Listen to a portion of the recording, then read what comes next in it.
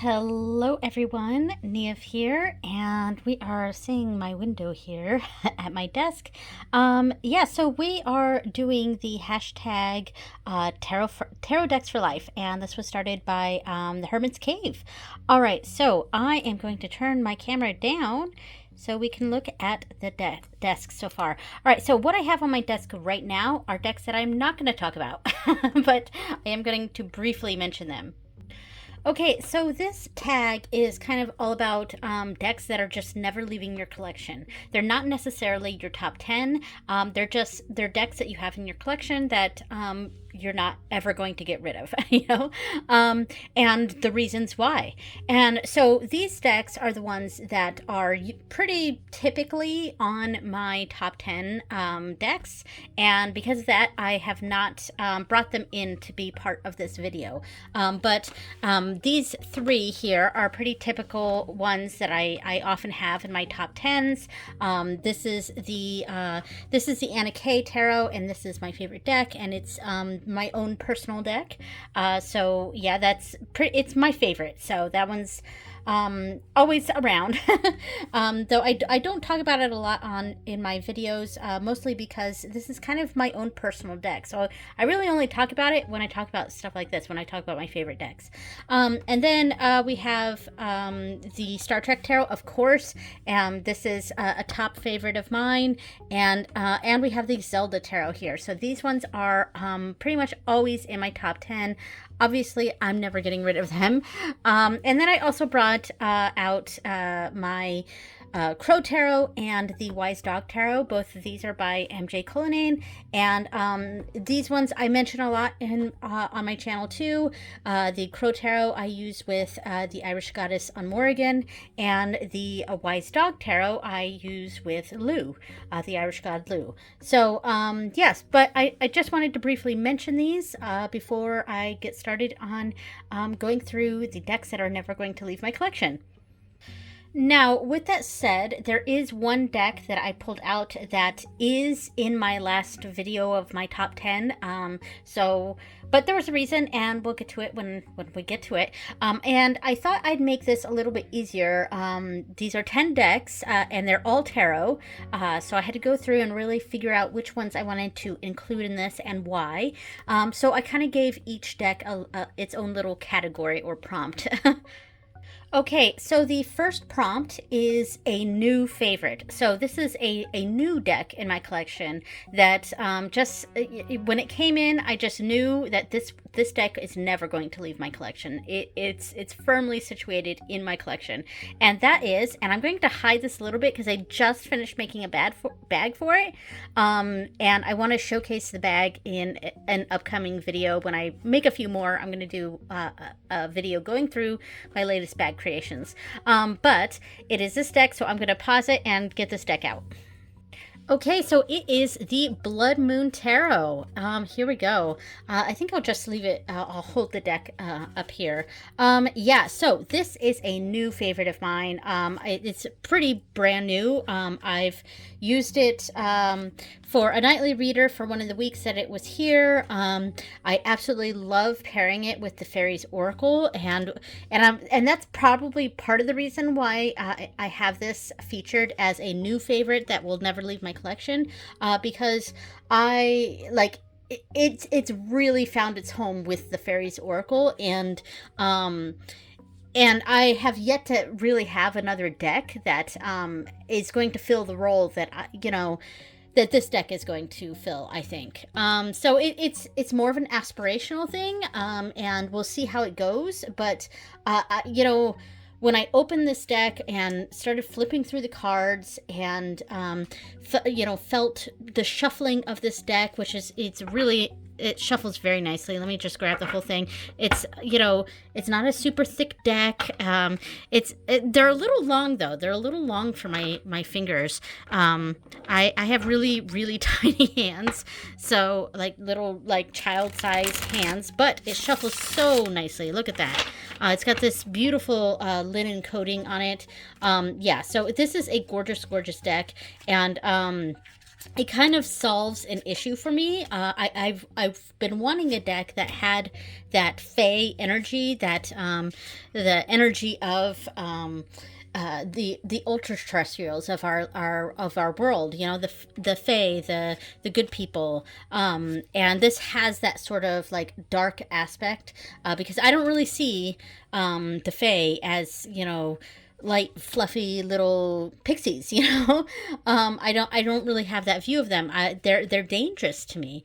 And this I sort of feel like has that energy. And it's funny because you know, a deck that I used to have in my collection was the Hush Tarot, and I was really hoping that would fill this role for me, and I just could not connect with that deck. It wasn't working for me. I ended up passing it along, and when this deck came in, it just, I knew immediately that this deck is doing what I wanted the Hush Tarot to do for me. So I've got to keep it in my collection. I can't imagine this one ever really leaving. It is a brand new one though. So yeah, there we go. So a new favorite, the Blood Moon Tarot, and with a sneak peek of the little bag. And I will share that in an upcoming video. I've got to make a few more bags before I do a video on it. All right. So the next prompt for this is, since we just did a new favorite, let's now do an old favorite. So this is the Crystal Visions Tarot. So let me pull that out. It's still in the, I still use it in the box, but the box is like falling apart. It is like this right here is, it's gonna fall, like this is gonna tear off at any moment. Yeah, so this is an oldie but a goodie. I've had this in my collection for probably, I mean, probably since around 2012. So 2012, 2013. So quite some time, you know, a dozen or so years. And it's a very cute one. It's very romantic. It's very pretty. It's kind of got that little girl fantasy vibe to it, like a little girl's fantasy story.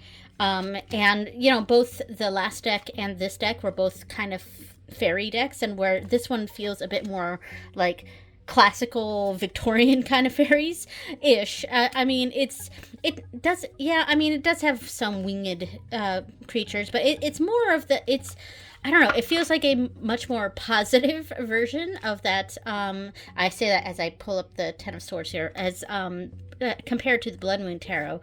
But it's just a sweet deck, and I tend to use this one more for like friendships, relationships in general, things like that. And it's just, I mean, look at that. It's so pretty. It's just a pretty deck. I'm always, you know, I'll go through moments where I don't really use this deck very often, and then I just have moments that I want to pull out the Crystal Visions Tarot. It's just got that nice, I don't know, just, I guess, very feminine or very mystical, magical, little girl magic, little girl fantasy sort of vibe to it that I just, sometimes I'm really in the mood for that. And this deck just does it so well. All right, so that is the Crystal Visions Tarot, and that is an old favorite. Okay, so next up, I designated deck number 3 as a cerebral deck, or something that's a bit more serious, a serious or cerebral kind of deck. And I pulled out the Alchemical Tarot. And I've had this one for less than a year. I got it, I don't know. I want to say late last year. But anyway, so this is, of course, by Robert M. Place. Name escaping me there for a moment. And look at the bag I made for it. I don't know if I showcased this one in my last like bag video. But if I didn't, well, here you go. Here's the bag. Yes, really cool. Anyway, so this is definitely a cerebral deck. It's got that kind of esoteric quality to it.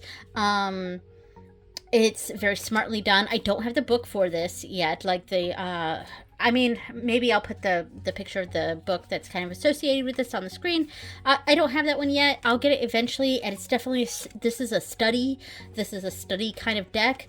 I also find that I've been using this deck, or enjoying using this deck for like spell work and stuff. So I did a month-long spell in April. Yes, April. And it was a month-long thing that I basically did something every single day in my ritual room, and I used some of the cards from this deck in that spell work. So so a few of these cards have been like out on my spell table for like a month. Yeah, and it's tapping into that more ceremonial type of magic that I am sometimes drawn to. I'm pretty much kind of a folk witch kind of person. My practice is, Irish paganism and Irish witchcraft mostly. But there is nudity in this, but hopefully YouTube isn't going to be mad at me for that. But sometimes, which the Irish paganism, Irish witchcraft stuff is more on the, I guess, folk magic kind of side of things. Very cultural, things like that. Whereas this feels more ceremonial. It feels more like high magic and cerebral and esoteric, etc. And sometimes I'm just in the mood for that, and or I get into ceremonial kicks and want to dive deeper into ceremonial magic and the old grimoires. I can't speak right now. Things like that. And this definitely scratches that itch. And I can't imagine this deck would ever leave my collection. And in fact, I want more cards, more decks like this. So yeah, so that is the Alchemical Tarot. It is a Cerebral deck. So if we're going to have a Cerebral deck, it would be nice to have one that's a bit more fun and whimsy and less serious. And this, I also could have called this category a neglected deck, because this deck kind of fits both. All right, so that is I think it's the Adventure Tarot. Oh, actually, the name of it is in here. I love this bag that I made for it. Really cool. This embroidery that I found kind of fit the theme of the deck really well. So this is Art of Adventure. I knew it was adventure, but I couldn't remember the other part of it. All right, so this is the Art of Adventure Tarot, and it's definitely a neglected deck for me. But it's not one that's ever going to leave my collection. I'm always really happy when I bring it out and use it. I might try to use it in July, actually, now that I'm talking about it and flipping through it. Yeah, I might use it in July. And it is kind of summery. It's very, colorful. I love the colors in it. The creatures, or the characters, are very strange and kind of oblong and with very strange bodies and disconnected limbs or entangled limbs. And but it's very smartly done. So it's not just, whimsy for the sake of whimsy. I feel like this is a very smartly done deck. And, see, here's some of the disconnected limbs here. And yeah, I'm always, it's always a fun one to bring out. And it is actually, I say a silly deck or a less serious deck, but it's actually a really good reader. And all of the strangeness you can really read into. And it really, I've had some really great readings with this deck. So it's definitely neglected, though, in my collection, and I would like to use it more. But, when you're a deck collector, sometimes decks, even the ones you love, like this one here, kind of go, by the wayside and don't get used as often. Yeah, super interesting cards here.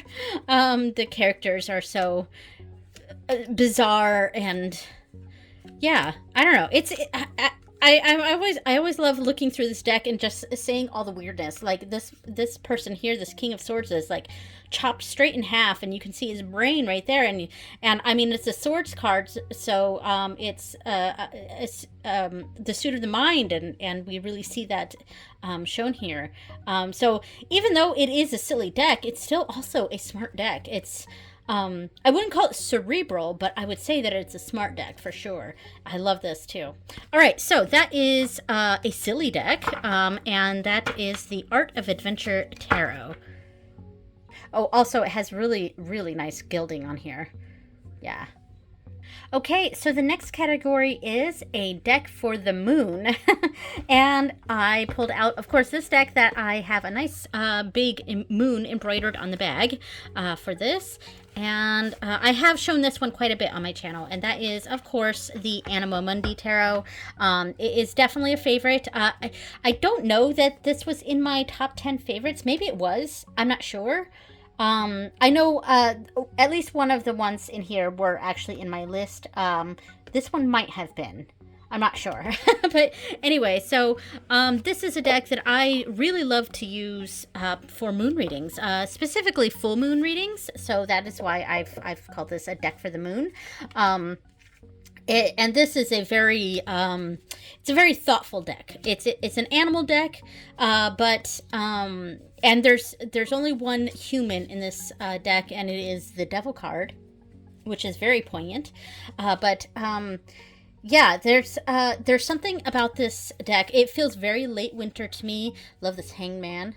I actually like spiders, so sorry if you don't like spiders, and I just showed the spider on the, but I actually really like spiders. But yeah, so it's a very, very beautiful deck, and it makes me think of a late winter. I've mostly connected this with the Irish goddess Bridget in my collection, or in my practice. And so I often use this deck with her, though it's not dedicated to her.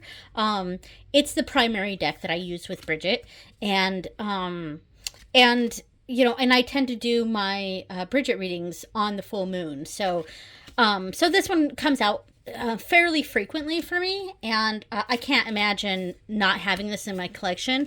Also, this deck has the best cardstock on planet Earth. Yeah, so like the gilding is like a soft gilding too. It's not like that sharp gold gilding. It's very soft. It doesn't hurt the hands. Cards bend so nicely.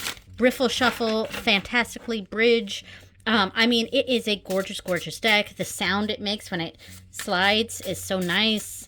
Yeah, I mean, you know, a great shuffle alone, this deck would never leave my collections. but it is connected with the moon in my practice. So this is a deck for the moon. Yeah, all right. Now, since we have a deck for the moon, why don't we have a deck for the sun? And I had two options for this, but I gotta pick one, and I've recently talked about the other one. The other one is the Grimalkin's Curious Cats, and I tend to use that one very specifically in June in the summertime, and because I connect it with the summer in general, or the summer solstice, but instead I thought I'd pull out this one. This is the Goblins and Gardens Tarot, and this is a very sunny deck. Even though I feel like this is kind of a March deck for me, if I was to give it a time frame, or of when I normally use it. Also, I mean, the bag.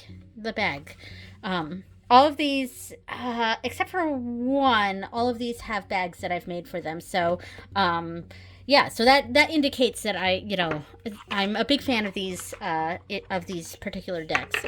Yeah. So this deck is it's super cool. And I love the cardstock too. It's very bendy. It's got that linen coating, and again, it's got that nice soft gold gilding that's not difficult to shuffle. So same with the last one. And this is just, this is a deck for the sun. If the last deck was a deck for the moon, this is a deck for the sun.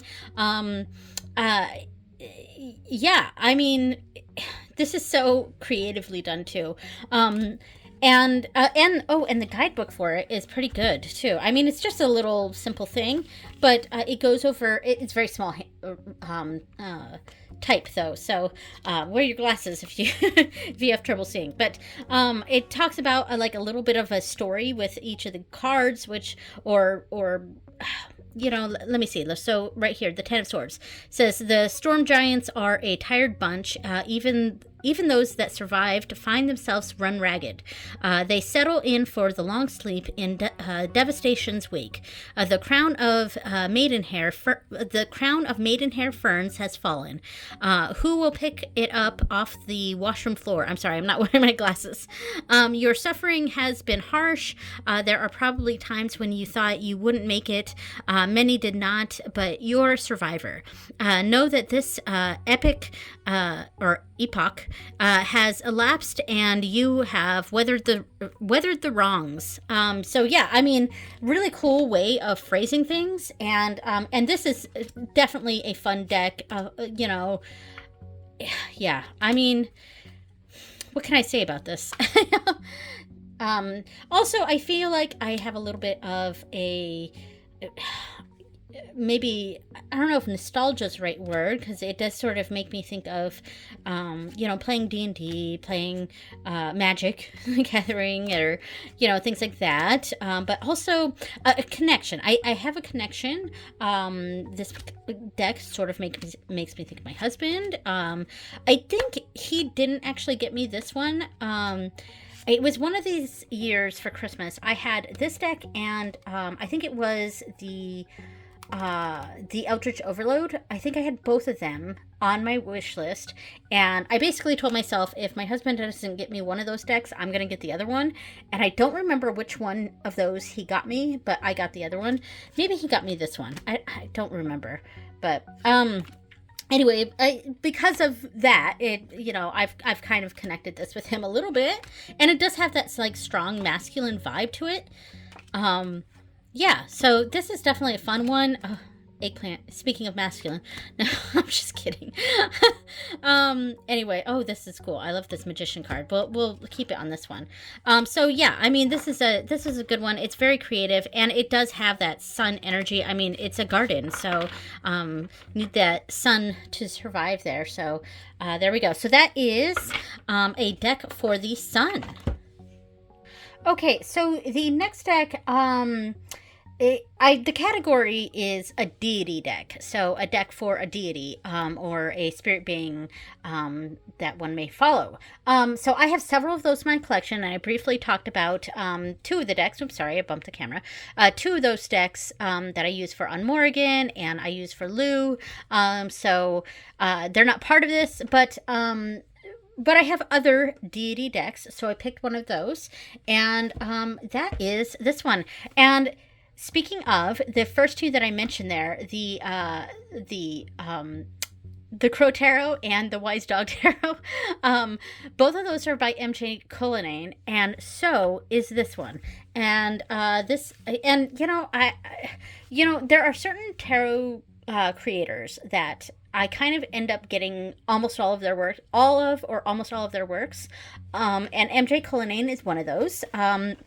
However, there are a few decks that she has come out with that aren't really for me. So, like, I don't just get them because of the creator. I have to really connect with them. And this is a deck that I definitely connect with.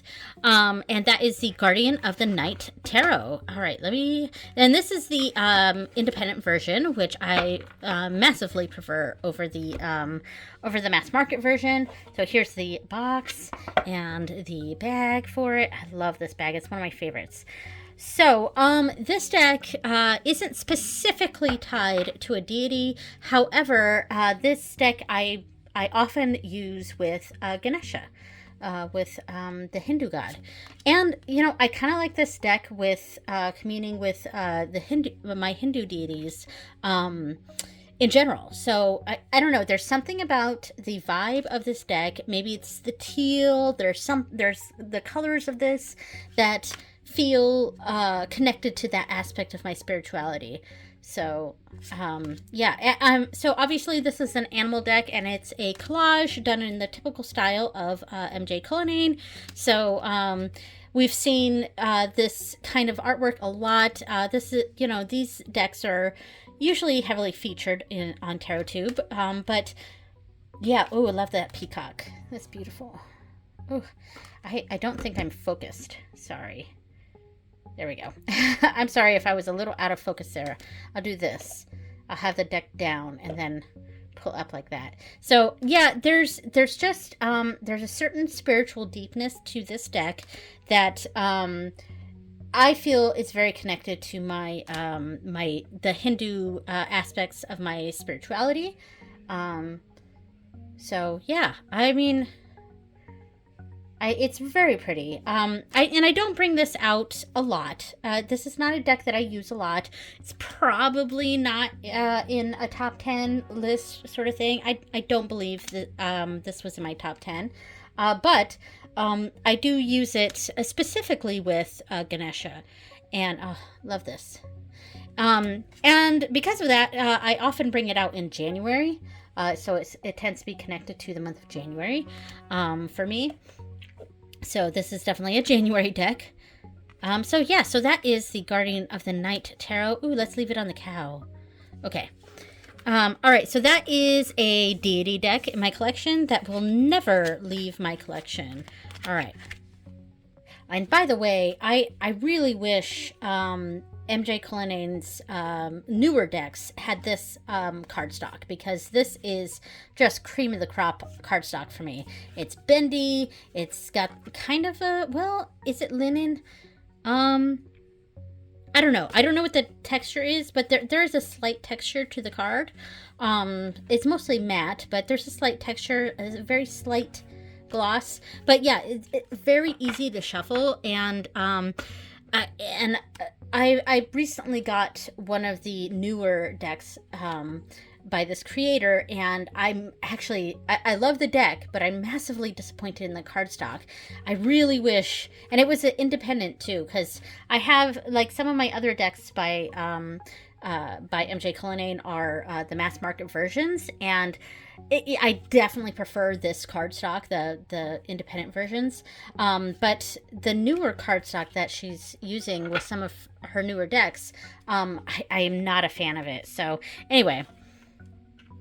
So, we were up in the sky, or up in the ether when it came to the last deck, which was a Deity deck. So let's come back down to earth, and let's pick a Workhorse deck. And this is the deck that I had in my top 10.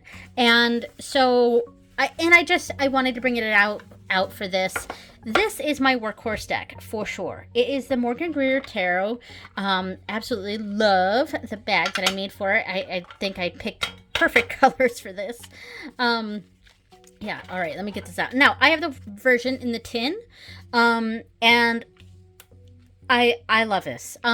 This is my go-to, just simple, like, if I just want to do a tarot reading, this is the deck. Or, like, first of all, it's a travel deck, so this tends to be the one that I bring with me when I travel. It tends to be the one I pull out when, if I want to give readings to friends and family while I'm out and about, because, it is my typical travel deck. Yeah, and this is just, it's probably the most RWS deck that I have in my collection, which is a total lie. I do have the Golden Universal, which I guess is more faithful to the RWS, I guess. But this is what I've pretty much considered to be my RWS deck. And I love the bold colors, and bold colors are definitely my preference. I like big, bold colors. This is very primary. Everything on here is very visually appealing. It's like things are close up, and I like this. I love the colors in this. Yeah, and I'll reiterate what a lot of people say about this deck, that because it has a lot of these bearded men, and this deck came out in the 70s, it does have that sort of older man. Like this card specifically makes me think of my dad. Very much my dad's energy here. So like it makes me think of men my dad's age or my uncles, men who were adults in the 70s or 80s, you know. So that's kind of, you know, so it does tend to be one that I might use for family readings, more specifically extended family. I wouldn't use this deck for my immediate family here in my home, but I would use it for extended family. So you know, there we go. So you know, this is just, it's a staple in my collection, and I really specifically love this small small version of it, the travel size version. And there we go. So that is my my main Workhorse deck, and I can't imagine my collection being without this deck, and this is one that typically makes it into my top 10. All right. Okay, so the next kind of category that I gave myself here for these is an out-of-print deck. So I have several different out-of-print decks, and, you know, obviously pretty much none of them are leaving my collection, and for some of that, you know, the fact that it's out of print might be leading into it. But I chose the Sacred Sites Tarot, and this is the only one I don't have a bag for, and it's also one of my old decks. I've had this for a very long time. I did edge it myself. Now, I will say, I actually, this is a totally out of print deck. It's an old, is it Lo Scarabeo? Yes, Lo Scarabeo. It's that old Lo Scarabeo cardstock, so it's really flimsy. So what I did is I actually scanned all of these cards, and I'm only doing one copy of these just for myself, and I put it into MakePlayingCards just for myself. I'm not making any more of these. So this is not the deck that I made. This is actually the original. And I scanned it so that, and I made it so that it's going to be on bridge size cards. And I just bought this, so it's on its way to me, and I will feature it in an upcoming video with my latest MakePlayingCards decks. But this is one of the decks that I, oh, come on, focus. This is one of the decks that I have purchased from MakePlayingCards. And yeah, so I scanned all of these, and I also made it my own, because so the whole thing with this deck is that these are different sites around the world. And some of them are, you know, holy sites. Some of them are mythical sites. Some of them are evil sites. Like there's a card having to do with the schmatzis in here. And I'm sorry about my censoring there. I think the censoring is stupid, but you know.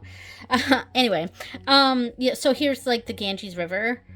And yeah. So, and my problem with this deck is that I always kind of forget what the sites are, and the guidebook really only talks about the sites, and it's typical of Lo Scarabeo. It's in a whole bunch of different languages, but like it gives just a little blurb about each of the cards. So it says where what the sacred site is. So the 8 of Swords is the Oracle of Delphi, and I feel like we just passed that. Did we? No, that's the 2. This is the High Priestess. So like the Oracle of Delphi here. So it says also the navel of the world. This sanctuary where Pythia prophesied was home to the most important oracle in the world of ancient Greece. So that's all it says for each of the cards. It's like a very short little blurb. But I love this deck, and it's one of those decks that I don't read with a lot. But I always like whenever I pull it out, I want to learn about every little aspect of these cards, and so what I did, I created a new version of this, and it will come in soon, so I will showcase it in a Make Playing Cards haul video upcoming. And it's just the image part, and then I put over top what the card is. So this is this like, and see, these I always get confused on. I think this is a queen. I think this is the Queen of Cups. So the fact that it doesn't say it's the Queen of Cups, I have to remember, this is a queen and this is a king. I think, this is St. Patrick, by the way. But anyway, so then what card it is, and then the location it is, and anything else. So I added information to the cards, basically, so that it would make it an easier reader for me, because I want to use this deck more frequently.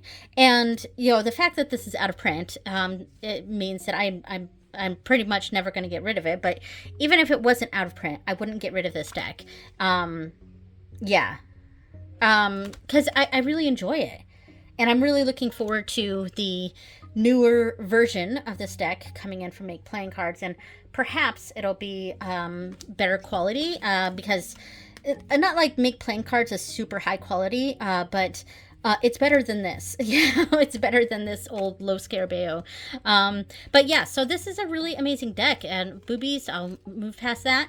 And yeah, so I'm looking forward to getting the newer version of it, but this one's not going anywhere. So that is the Sacred Sites Tarot, and that is an out-of-print deck. And I think the reason I don't have a bag for this is because I've actually had, I made the Make Playing Cards version of this actually a few years ago. I just haven't bought it yet. It's just been in my projects, and I finally bought it at the beginning of June, so I will be getting it in. And once I get that in, I think I will be making a bag for this. So yeah. Okay, so we are on the 10th and final deck, and I've named this category a fandom deck. So, as you saw in the beginning of the video, I had the Star Trek Tarot, and I had the Zelda Tarot, and I am actually a pretty big fan of fandom decks. So I have several, but I pulled one out that was a longtime favorite of mine, but I haven't really been using it lately, and but it's still a favorite, and I want to bring it out. So that is the Wonderworld Tarot, and this fandom, of course, is Alice in Wonderland, and this is by Push Kitty. I love this one, and I want to use it again. Maybe we'll do July. Yeah, just like the Art of Adventure Tarot, I need to pull this one out and use it more. But I had been looking for an Alice themed deck, and there's the Dame Darcy, there's the what is that, the something studios that I can't think of that has that really fancy one. And the Alice theme lends itself very well to the magical community, tarot, witchcraft, occult community. Just the world of Alice is very conducive to the pagan, witchy kind of world. So, and it's not like I'm a big Alice in Wonderland fan, but there is a magical nature of Alice in general, and I really wanted an Alice deck, but none of them really called out to me, except for this one. This one, I love the way it's done. And yes, it's not very serious. It's very cartoony and stylized, but I like it. Yeah. And it does it. I think it leans more into the books versus the adaptations, perhaps. I'm not totally sure. But it does a really good job, and I definitely need to bring this one out more. But I do also really love the cardstock on this. I'll put it on the 9 of coins here. The cardstock is it's kind of that rose petal finish, but so the whole rose petal coating had a moment where everyone, there's decks that came out with it that people were like, oh, this is so luxurious, but it was really difficult to shuffle or slide or whatever. And so then everyone hated the rose petal cardstock. Well, I never got a rose petal coated deck before. until this one, and this one shuffles just fine. I have zero issue with it. Like, I do, it maybe clumps a little bit going like this. Yeah, I mean, it's not as smooth as like a linen coating or whatever, but it's not that bad, you know, at all. And I have no issue shuffling this deck whatsoever. And so then I think there was a newer version of that rose petal finish that came out. I don't know. I'm totally speaking out my ass. I have no idea any of this stuff, but I have no issues shuffling this whatsoever, and it does feel luxurious, and I do really like it, and I kind of wish more of my decks had this coating. But yeah, so let's leave it on the Wheel of Fortune for this one. So that is a Fandom deck. Okay, so that is 10 decks that are never leaving my collection. And there we go. Thank you so much for watching, everyone. Ooh, I won't grab that one because that one's got the bag that you guys can't see yet. Woo, okay. Thank you so much for watching, everyone, and I will see you next time. Bye!